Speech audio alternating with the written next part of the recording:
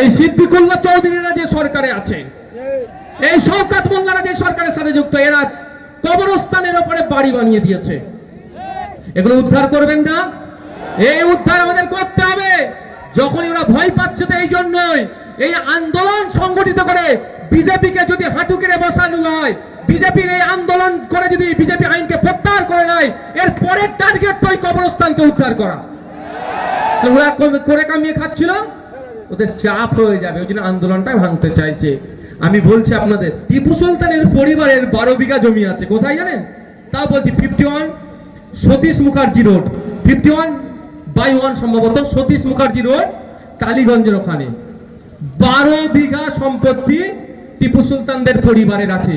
সেইগুলো কবরস্থানও আছে, কবরস্থানের উপরে বিল্ডিং হয়ে গেছে। কারা করেছে?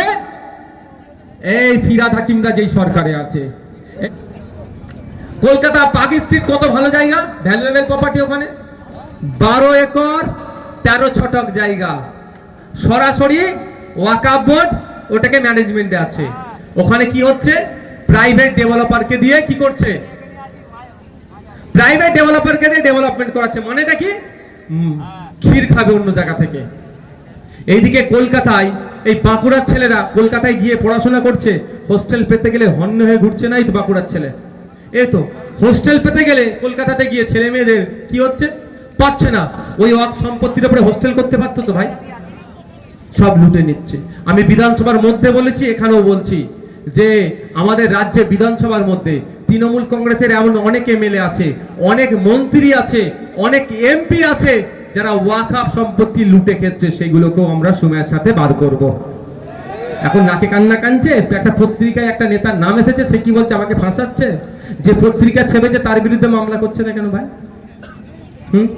আচ্ছা, যদি উনি বলেন ওই জায়গাটা ওনার নয়, তাহলে আমরা কালকে গিয়ে দখল করি, ওয়াকফ বোর্ডকে তুলে দিই, যে হাতে ওয়াকফ বোর্ডের হাতে, বলো কি ভাই?